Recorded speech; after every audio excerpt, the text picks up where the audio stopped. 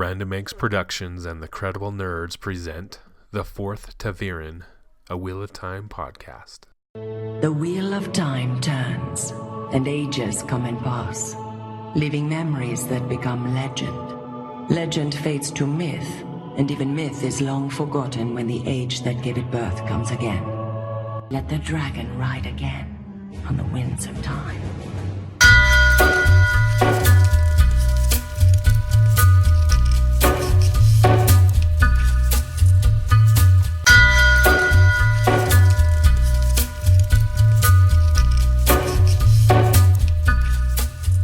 We want to welcome everyone to The Fourth Taviran, a Wheel of Time podcast from the Credible Nerds. This is episode 2, and we'll be covering chapters 6 through 10 from The Eye of the World, which is book 1 in the Wheel of Time epic fantasy series. And my name is Justin, and as always, I have my co-host with me, Mark. Hey guys, how's it going? We have decided to call our podcast The Fourth Taviran, and that is a word that's prevalent in the Wheel of Time series, Taviran. And so we wanted to talk a little bit about what that means and why we chose the fourth Taviran. It's kind of a hidden fact or not a well-known fact about how initially Robert Jordan was going to have a fourth main character alongside of Rand, Matt, and Perrin. And eventually, as he was writing the series, he decided to cut that person out of the story. But there was initially there was going to be this fourth Taviran, and if you look at the artwork for the book Eye of the World, you'll see that there's an extra person in the group, and that was going to be the fourth Taviran. By the time he decided to cut that person out, they had already commissioned the artwork, and it was already kind of ready to go, so they decided to just ignore that in regards to the artwork. But so that's kind of our podcast name is The Fourth Taviran. We're the ones that wanted to go on their journey with these main characters and be a part of the story, but didn't get that chance. And I know for me, I would have loved to have gone on this journey with these guys and been part of the story. So that's something that we decided on to call our podcast is The Fourth Taviran. And we kind of represent that member of the group that's not necessarily present, but still privy to all the events and the things going on in this epic adventure. Welcome to the Fourth Taviran podcast. Have you heard of this Fourth Taviran before? Is this a new concept for you, Mark? At least before we talked about it a week or so ago? I had the first time I really heard about it is during the signing for the last book. Yeah, book 14, when we were at BYU. I remember I heard about it because I just heard some guys talking about something about the artwork too. And then there was some theories that were around no one really knew. And so when I went up to get my book signed from Brandon Sanderson, I asked him about it, and he confirmed it, and he told me who it was. It was Daniel, right? Yeah. Daniel, I don't remember his last name. Lewin. What is it? Lewin. Okay, Daniel Lewin. And then I was like, oh, okay, and I guess it was kind of a big thing because they brought him back in the last book, right? And in the last book, he says, oh, I almost went with you guys, but I guess I was just a little too old. It was kind of like a missed opportunity, which was kind of funny to me because it kind of tied into it, right? It was like a missed opportunity, but it made the book flow better. I'm sure, right? I wasn't there for the writing. And so I always found that really witty and like a thumbs up to the whole thing. Like they're admitting that, yes, we had this fourth Taviran. Yes, we didn't do it. And here's a line to show it. So that was my first big introduction to it. And I've since kind of like watched for Daniel, like, oh, is it going to say something about him? But it never really does. He's in book 1. I think he's mentioned like he shows up in when Perrin goes back to the Two Rivers. Yeah, that's right. Yeah, he shows kind of up and one of those guys that hangs out with him. Yeah, and he's around, but you just never get the sense that he's anything more than just there. And so it was pretty cool that they did that. Um, for the whole thing. And it always makes you wonder too, like what was his role gonna be? What Yeah. was his thing? So kind of interesting. I because I've kind of drawn some parallels between certain people. So I, try to think, who he would, and we just don't know enough about him to parallel who he would be like on the um, with the Forsaken or something. Yeah. Yeah. So Dano Loon is our spirit animal, I guess you could say, our spirit character. He has a few lines throughout the series, but like you said, the most telling one is that one in Memory of Light, where he's like you said, I feel like I should have been with you guys, or whatever it was that he said. So that's why we call it the Fourth Taviran. And we're looking forward to going on this journey through the Wheel of Time, all 15 books, and just kind of breaking them down and talking about our favorite parts and what things mean. There's a lot of detail in these books that will give us a lot of meat to talk about. Last episode, we started with the prologue and went into the first 5 chapters. This time, we're also going to start with a prologue.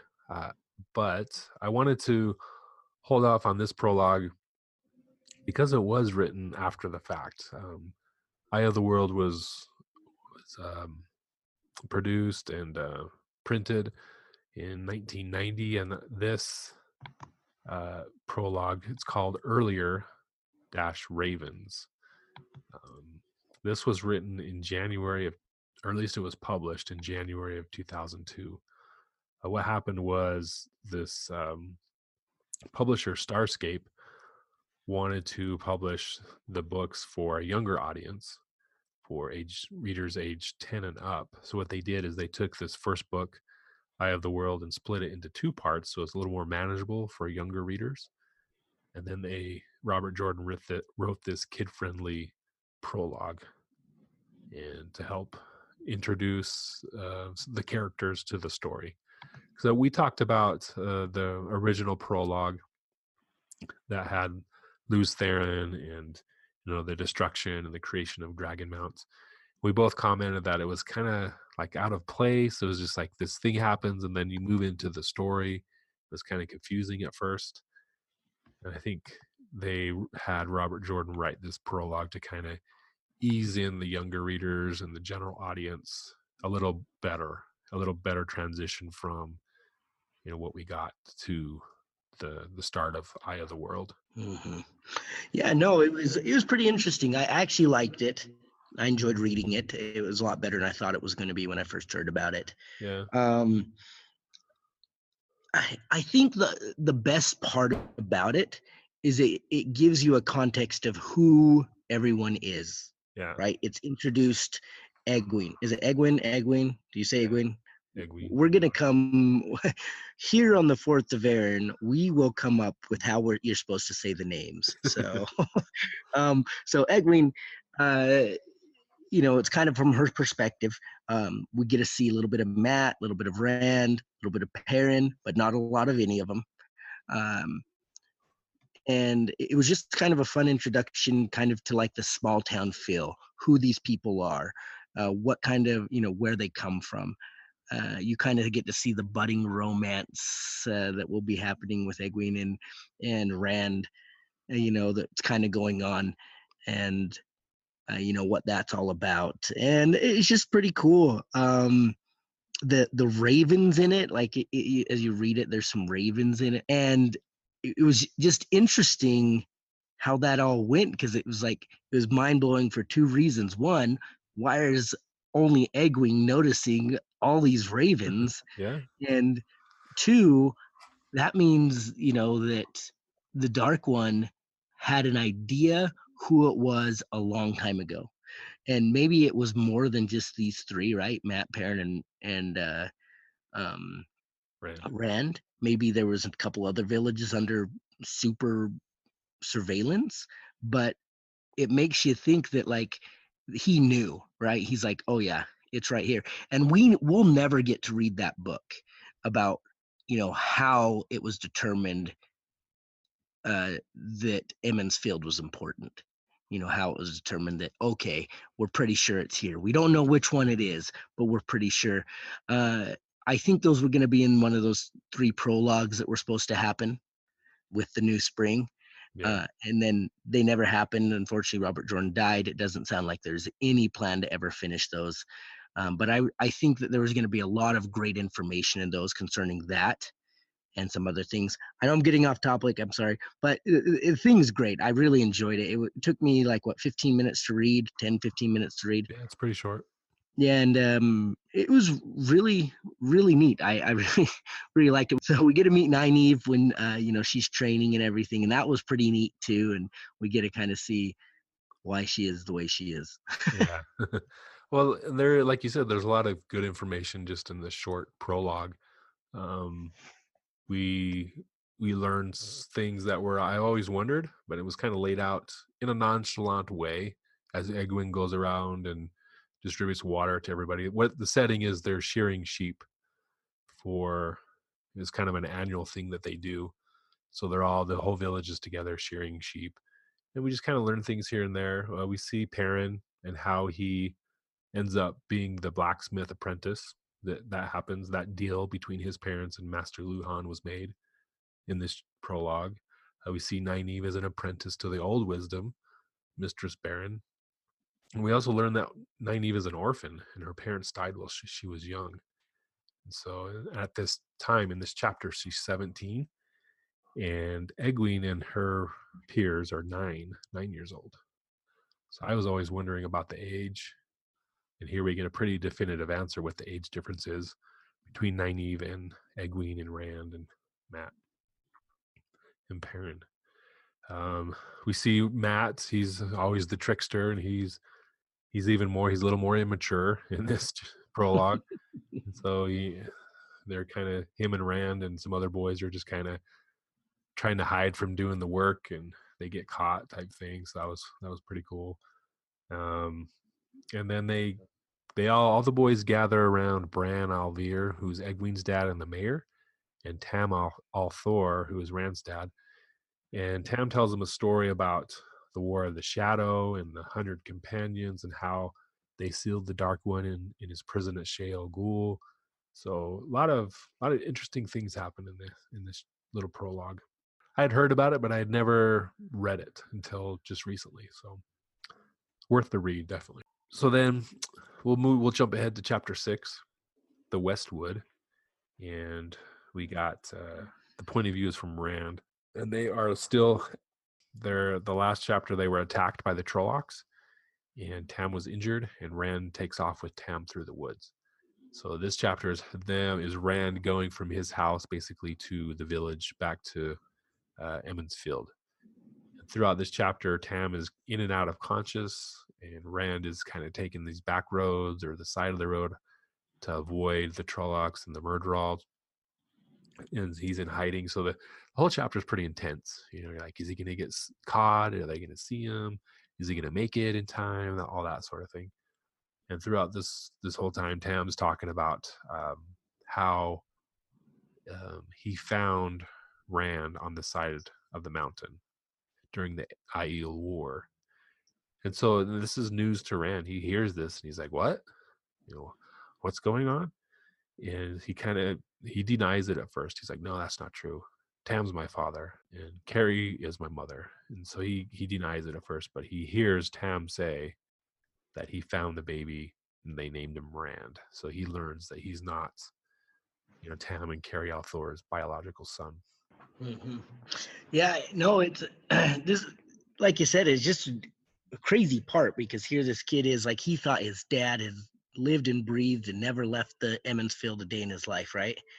Yeah. And all of a sudden he's finding out that, oh, his dad was gone, he was at this war, and he's just blown away, just in such denial. But as you read, you understand, like, it's one of those denials where you're just trying to convince yourself. Yeah. But you know it's true. So pretty interesting. It's kind of hard here because we've read all the books, so it's hard for us to know what to say.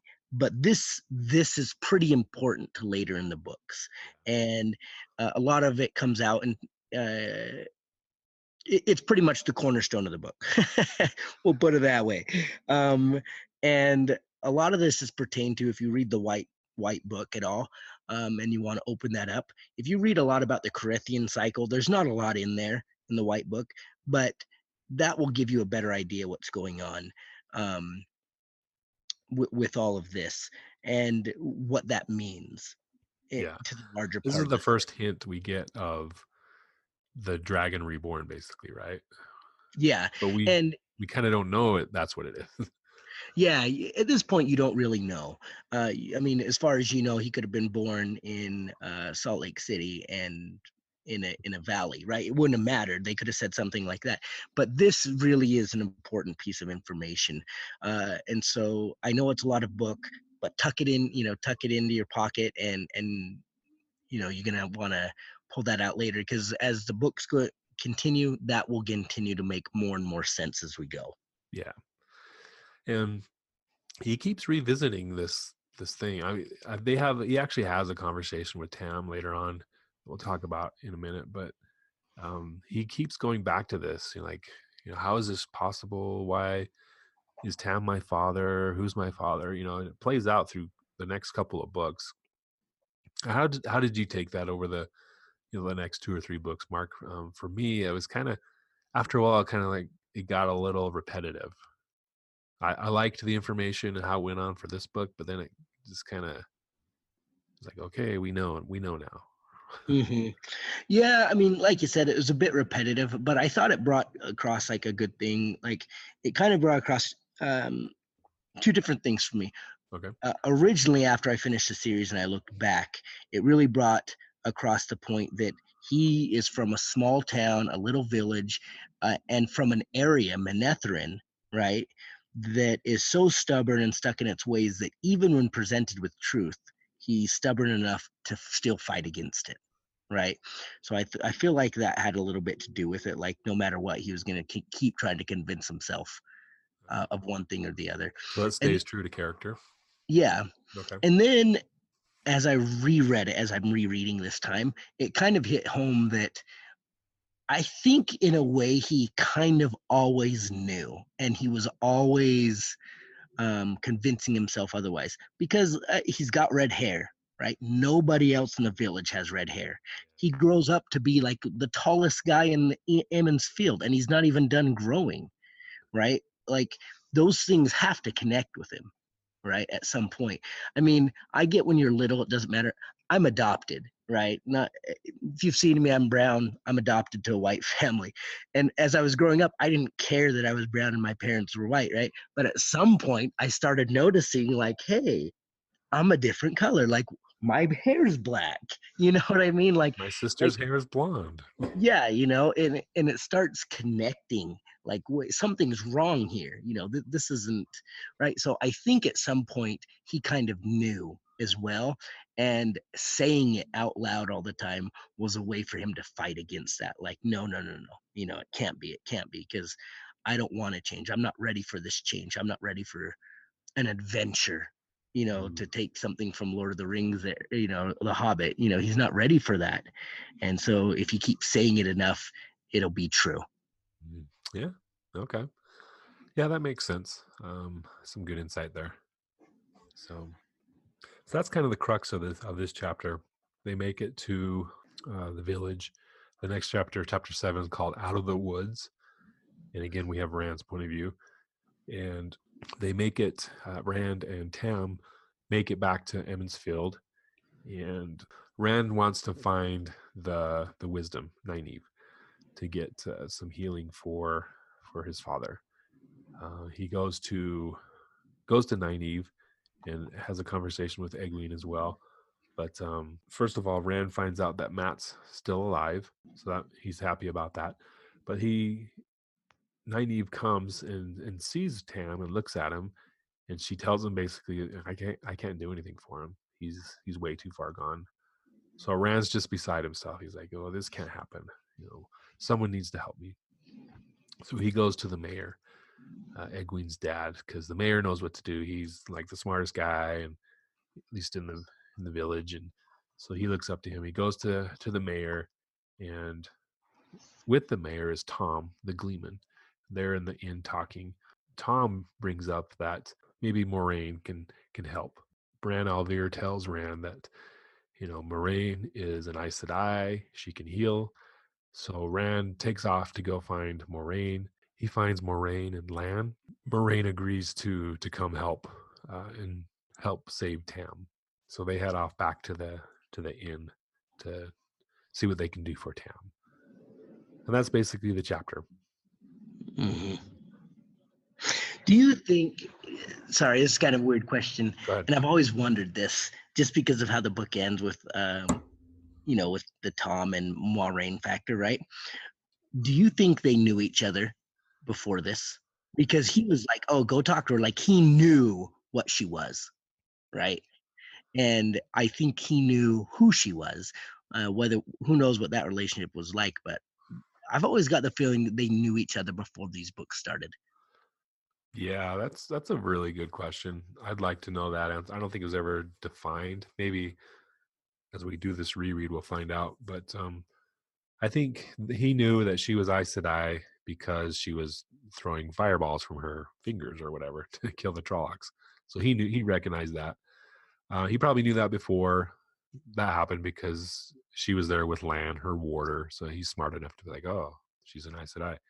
But we also learned later on that Tom is more than what he seems as well. He claims to be a gleeman, but we know at some point he was around certain people and learned the game of Dice Damar, the game of houses. Is that what it is? Oh yeah, whatever. Yeah, whatever it is. Yeah, Dace Dansmar. Yeah, it's basically like we'll talk more about this, especially in the second book. But it's basically a great game. Oh, the Great Game of Houses. Yeah, that's called the Great Game of Houses, and it's basically a political game to gain influence in any means necessary. And it's totally crazy. It's pretty much silliness, but when you step back and look at it as a whole, it's not much different than what we have going on. Yeah, but it's a big deal in the city that Moraine's from, and we learn later on that Tom learned it, and he's a major player in the Dice Damar. So I think he was in that same town that Moraine came from. But is she older than him because she's Aes Sedai, or are they about the same age? I think they're pretty roughly the same age. So she's like in her mid 40s or 50s, right? Yeah, they're about the same age. And so they're about the same. Older. Yeah. And so, because I think I remember, well, I'll give too much away. So, yeah. But the big question here, and if anybody knows, if anyone's read and knows, let us know, please, because we want to know, does Tom and Moraine know each other before? Because as you read the books, you'll see that there's a history there. Like there's more than just like, oh, we knew each other once. Yeah. I think at least Tom knew who she was because of her lineage. Mm-hmm. So at least, very least of that. But so he knew who she was, and that's kind of the point of this chapter. Is we learn what an Aes Sedai is. We learn that Moraine is an Aes Sedai, and what they can do. She can shoot fireballs to kill Trollocs, and she can heal. So, which is a big deal in the coming chapters. Yes, and they'll talk more about what an Aes Sedai is if you haven't read it yet, or if you're not quite sure. Keep reading; you'll learn more. I'm going to start releasing some, like little, I don't know, cheat sheets about what everything is. And I'm going to talk about Aes Sedai. I'm going to talk about, we learn more about the breaking in the War of 100 Years and just different things. And I'm going to release cheat sheets for that because they don't really talk about it. They don't go into depth who Aes Sedai are, where they come from, what this means, what that means. So I'll release some things so that you guys can read and have a little bit more context, because those are things that you discover like through reading the white book, reading online, etc. And so we want to provide that information for you guys to help make it easier for you as you read. Yeah. Yep. Is that something you're going to write, or are you going to do like an audio recording for our podcast, or what's your plan with that? I'll probably write it up just because there's like there's enough that talking about it will get a little monotonous. But like talk about Aes Sedai and their, the different Aja, what they mean, where they come from, where did the Aes Sedai come from, how long they've been around, just things like that. That way you can be like, oh, okay, well, so and so is from this Aja. Oh, that's what that means. That's what they're kind of done, motivated by or whatever. And so, and that'll be just a contextual importance, because sometimes uh, this gets a little confusing because they reference things that you just never learn about. We also see that the common folk don't trust Aes Sedai. I mean, they say this multiple times throughout the books, is Aes Sedai can't lie because they take certain oaths, but they don't always tell the truth either. So you have to be very wary what you agree to do when talking with an Aes Sedai. Mm-hmm. Yep. If you read Jim Butcher, they're much like the fairies. Yep. All right. So Moraine shows up to heal Tam at the Wine Spring Inn, and that's chapter 8, A Place of Safety. Moraine and Lan show up with Rand, and they go to Tam's room with Bran Alvier, and we see that Moraine, kind of looks him over, see how he's doing, and she uses the one power to help heal Tam. And while it's not instantaneous, he gets healed, but then he still kind of needs to recover and rest and that sort of thing. So Rand is able to stay in the room and kind of observe what she does. And while he's observing Lan and Rand talk, they have their first down to earth conversation. Lan sees that Rand has a sword, and it's a heron mark sword, which in this story is the mark of a blade master. And so Lan's like, how does a sheepherder have this heron mark sword? And Rand tells him, well, it's my dad's sword. He bought it a long time ago. And Lan's like, oh, okay. He doesn't know what this is. But, so Lan tells him a little bit about how the heron is the symbol of a sword master. And Tam, he wonders how Tam, ended up with it. Mm-hmm. When we find out too a little bit more too, is that there's a lot of Huron mark blades out there, that not just sword masters carry them, but generally that's who carries them. And we kind of find out this one is important, right? I mean, we never really know what that means, but but it's rare even among Huron mark blades.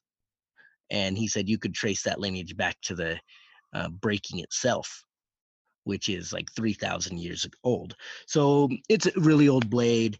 And, I think Rand kind of gets his first taste of like, oh, my dad might not just be delirious. How else would he come by this? Yeah.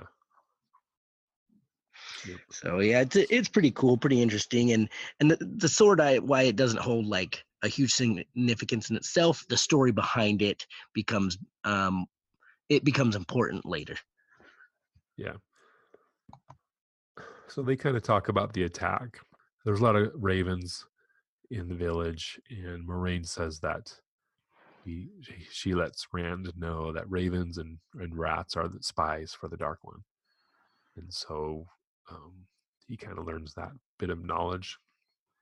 And she tells Rand that Tam was stabbed by a blade that was forged in the valley of Thakandar on the slopes of Sheo Ghul, and that it won't heal unaided. And so that's why she has to use the one power to heal him. And that kind of gives a throwback to Lord of the Rings with the Nazgul and how Frodo gets stabbed by this blade from the forged on the Mount Doom, the slopes of Mount Doom type thing. There's a lot in these first few chapters. There's a lot of parallels between Lord of the Rings and this story. But as the story goes on, it kind of becomes its own story and its own mythology. We also see Moraine use an Angreal, which kind of enhances the power, allows her to do more things than she normally could by herself. And we'll get into that a lot later as well. But there's these statues or items that the Aes Sedai can use to channel the one power more than what they could do on their own. So she uses that because she's pretty tired from all the use of the one power that she's done over the past 24 hours. So Moraine thinks that the Trollocs had a purpose in their attack. And this is kind of where we start to see that Rand, Perrin, and Matt could have been the ones that they're after. We see that maybe there was a reason why Trollocs showed up in the Two Rivers way outside of the borderlands. And how did they get there, that type of thing. And we start to see that, hey, maybe the Dark One is interested in Rand, Perrin, and Matt. So Moraine starts talking about how she needs to take them to Tar Valon, which is a safe place where all the Aes Sedai study and live and learn. So they come up with a plan to leave at night, to leave with Rand, Perrin, and Matt, just Moraine and Lan to leave with them and to find this place of safety in Tar Valon. So that's kind of the gist of this chapter. Tam gets healed. They talk about the attack and how Rand, Matt, and Perrin are important, and they're going to go to this safe place at Tar Valon. Mm-hmm. Yep. And we kind of learn a little bit, too, kind of we were talking about with Aes Sedai, that not she's just dangerous. We learned a little bit about Rand, too, that people were talking about he's running around and just doing crazy, and we kind of get to see the first glimpse of his abilities and what he can do and what a warder's all about. But it's just quick stuff, and we learn way more about that coming in the book. But it's good to note here that it's not a fluke that they survived. Yeah. So in this next chapter is kind of a weird. I don't know if weird's the right word, but it's different. While they're waiting for night to come, Rand falls asleep in this room with his dad, and he ends up having this dream about someone chasing him. It's kind of a nightmare. He's being chased by Trollocs. He tries to escape by jumping off this cliff. He finds himself looking at Tar Valon. Then he goes to the tower, and then he finds a Murdral there waiting for him. So all this, just weird nightmare dream stuff happens to Rand. Then he finally wakes up. So he wakes up, and there's this big commotion going on right outside. Is that what's going on? And he goes out to see what's up, and the villagers are just up. They're ready, up in arms kind of thing, and everyone's scared. There's some good context here, right? Everybody's scared. They've just had an attack by creatures that people only thought existed in fairy tales, right? I mean, they've never seen Trollocs. No one knows what's going on. And then next thing you know, they're going crazy, and they're blaming the Aes Sedai. They're blaming Moiraine, and they're like, it's no coincidence that you showed up, and these people, Trollocs came and attacked us. We blame you. We think you're a dark friend, and they had a mind to scribble the dragon's fang on a door. And what the dragon's fang means, it's pretty much, it's like a mark of a dark friend, right? Is that kind of what it is? Yeah. And it's basically to say what a dark friend is basically someone that serves the Dark One, the evil. Like they willingly serve him for their own cause. And so it's pretty bad to have that. I mean, it's really bad luck. Basically will get you run out of town or killed. So, and there's a lot going on. And then Moiraine finally comes in and just recants this story of who they were and who they are, right? And it's pretty cool, actually. It's a lot of good history. And she talks about that they're from a place called Manetheren, that all these people are descendants from the remaining of Manetheren. And they talk about, she talks about what happened to them, and how they survived at the end, and then the nation died, but the blood runs strong in this area, and that Manetheren was always known as a thorn in the Dark One's foot. It's just one of those things that would always hold the Dark One back until it finally was destroyed. And she kind of says this to give him strength, like, look, you are, kind of like a choice people. You have some great things going for you, and, uh, I know you're scared, but, don't blame me because you were once great. You were once doing what I was doing. And that's what I got out of it, when I read it. Um, and the Manetheren, so they don't really talk about it. Manetheren was an old country from the 10 Nations. They were one of the original countries that kind of happened after the breaking.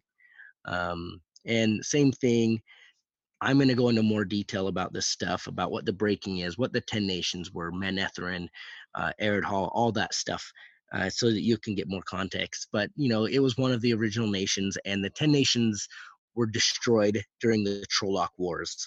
And Manetheren was one of the big nations to fall, and it was actually really sad when it fell. The king died, and then the queen, in her sadness, uh, who was an Aes Sedai, cast this, I I don't know, what do you call it, a spell? Uh, Cast a weave. she used the one power. Yeah, She she got used all the power. one power. She used the one power to kill everybody, but by doing so, she used so much of the one power that it kind of like it was just too much for her body to handle, and she destroyed herself at the same time. And so she destroyed herself and all the Trollocs, all the Midril, pretty much all the Dreadlords. I think they say Dreadlords at the time, Yeah. and just destroyed everybody. And so her nation died with her, basically. Manetheren was no more as far as a functioning government, but she saved people. And so she talks about this story, and it's really cool. But it's kind of a like more like a history lesson that was kind of random, right? Yeah. So, Yeah, but it's a good story.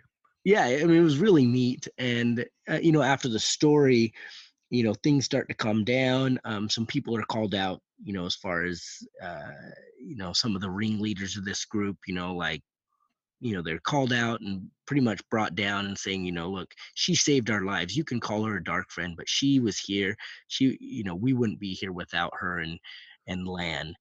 And so she basically kind of talks her way out of anything going on, and really, I think, brings a lot of perspective and a lot of kind of awe to the people, because then they kind of start to learn who they are. They're more than just a group of people that live in a backcountry whatever. Yeah. They come from something greater. Yeah, this is great foreshadowing for a couple books down the road. Kind of see how this plays into current events later on. So, but it was a good story. I got all amped up, and I was really interested in while reading this part. So it's good. Hmm. And if you own the White Book, there's a lot about Manetheren. Feel free to read all about it, because you're not going to really learn any of it through the books. It's just something that'll be referenced here and again. Yeah, and it's good to read because you read about Manetheren and Eridol, which comes into play later as well. So you got this good history that definitely affects the story that we end up reading. So it's good. So yeah, that's the end of this chapter. Well, at the end, Lan says, "Okay, it's time to go." So transition into the next chapter, chapter 10, called "Leave Taking," and here we see Rand, Matt, and Lan. They go to the stables to get their horses.